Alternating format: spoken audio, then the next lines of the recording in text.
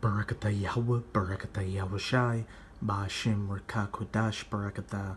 First and foremost, I want to give all praises and infinite honors to Yahweh, Ba'ashem Yahweh Shai. Double honors to the apostles and elders of Great Millstone that rule well, and peace and salutations to Yakim out there pushing this word in truth and sincerity.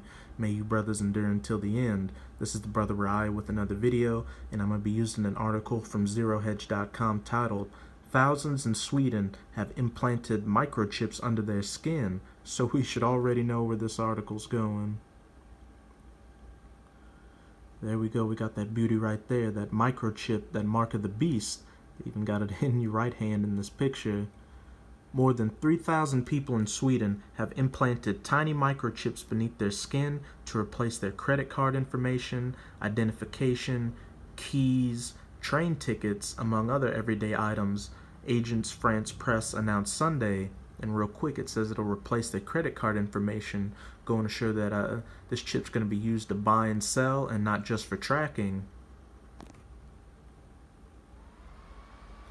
The implant, which is about the size of a grain of rice, utilizes near-field communication technology also found in credit cards, debit cards, key fobs, and smartphones.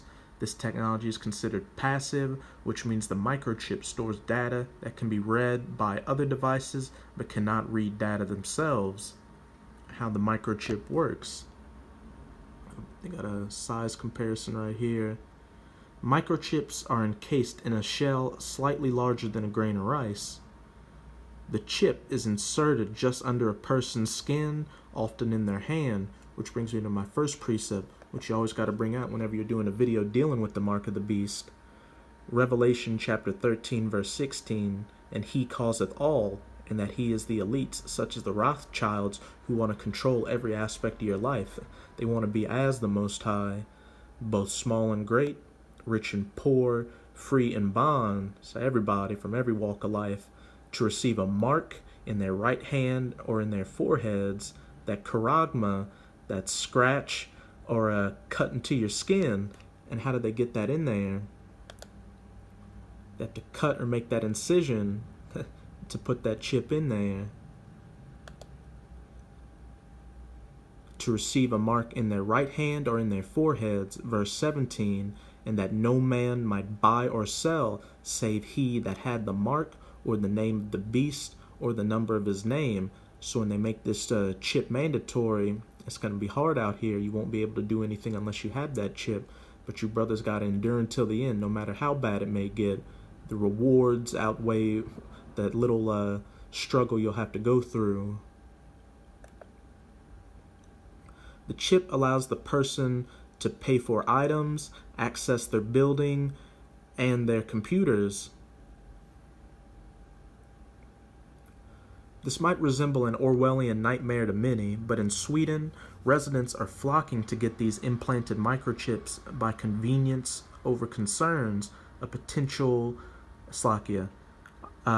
residents are flocking to get these implanted microchips by convenience over concerns of potential personal data violations, AFP explained. What I've noticed is that these European Edomites are more open to getting this chip than the American Edomites.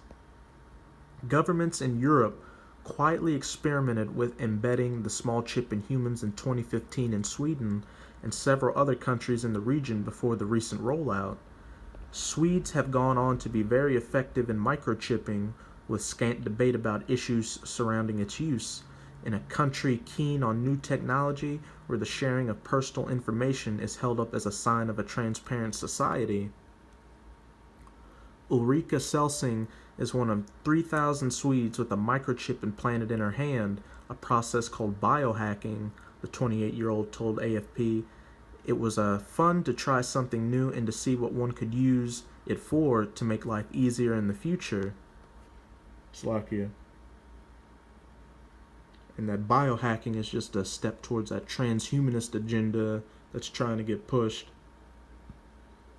Selsing explained that the microchip has turned into an electronic handbag and has even replaced her gym card. She can even book a train ticket online and then use her hand like a ticket to board a train. This chip's going to cover every aspect of your life.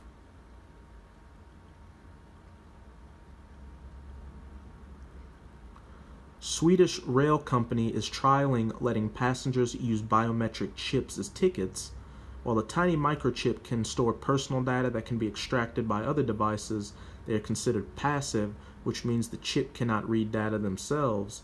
Meanwhile, some still have concerns that the progression of this technology could jeopardize personal security, which it definitely will. I mean, don't get simple. I don't think our current technology is enough to get chip hacked, Selsing told AFP, but I may think about this again in the future. I could always take it out then, which, as we'll read later on, won't be the case once you get that chip at your ass. Sweden has a track record on the sharing of personal information, which may have helped ease the microchip's acceptance among the Nordic country's 10 million strong population. Citizens have long accepted the sharing of their personal details registered by the Social Security system with other administrative bodies, while people can find out each other's salaries through a quick phone call to the tax authority. There are still serious privacy and security concerns associated with biohacking Swedes. Regarding privacy, corporations will have unprecedented access to personal data of consumers and/or employees. In the fast-approaching dystopic future, corporations and government can soon be collecting private data on their citizens via implanted microchips, which that's definitely going to be the case because look now, whenever you search something on the internet, say you log into your Facebook, they'll have listings or advertisements for exactly what you searched or what you may be looking for. Also, the security risk behind any wireless technology leaves the device vulnerable to hackers who will eventually discover wireless methods to steal personal data stored on the microchip. And the elites, let's say their New World Order succeeds and everybody's walking around with that chip. Whenever you go against the system, they'll just hack it and turn it off. It'd be bye-bye. However, Johan Oosterlund, a piercing specialist and advocate of biohacking Swedes, brushes off fears of data misuse and conspiracy theories. Oosterlund argues if Swedes carried their data on them all the time, they would be in better control of where their data went. He has been an organizer of Implant Party, a gathering where the piercings specialist injects microchips into millennials. That's how they're going to get a lot of people, besides the fact that people are going to be starving out here and will be willing to accept that chip for anything. They're going to push it as, oh, look, you'll be able to have all your information on you. Think of the convenience. You'll never get your bank account hacked. You'll never get your identity stolen. We got that proud Edomite right here.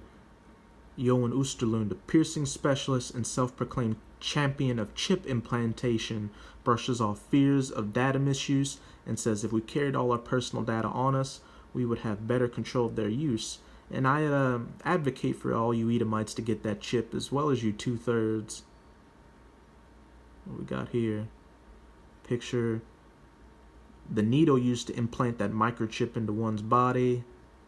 There we go, making that scratch, that cut to get that mark in you. Around 3,000 Swedes have had microchips inserted into their hands that can hold entry codes, buy train tickets, and access specific vending machines or printers. What could go wrong? Sweden is in the beginning innings of biohacking its civilian population and ushering in a dystopic future where government and corporations will have an unprecedented amount of data on its population. In other words, the country is turning its citizens into cyborgs, that transhumanist agenda, Slovakia. So brothers, as we can see, we're getting closer and closer with each passing day to that implementation of that chip, which we should hope happens as soon as possible, because with that just means Yahushua is at the door. And I'm going to close it off in Revelation chapter 14, start at verse 9. And the third angel followed them, saying with a loud voice, if any man worship the beast and his image and receive his mark in his forehead or in his hand, and notice how it's not saying right hand, it can be in either hand, either your left or your right, because you got some people out there being cute saying, oh, if I get it in my left hand, I'll be okay. But you just do that, and we'll read what your reward is for getting that chip. Verse 10, the same shall drink of the wine of the wrath of God, which is poured out without mixture into the cup of his indignation, and he shall be tormented with fire and brimstone in the presence of the holy angels and in the presence of the Lamb. So you're going to swallow that thermonuclear missile and burn in the lake of fire. So brothers, just keep strong, pray and fast if you're feeling weak, and keep pushing these videos. And with this video, I hope you brothers were edified. Abba Babal, Kwam Yasharala. Till next time, Shalom.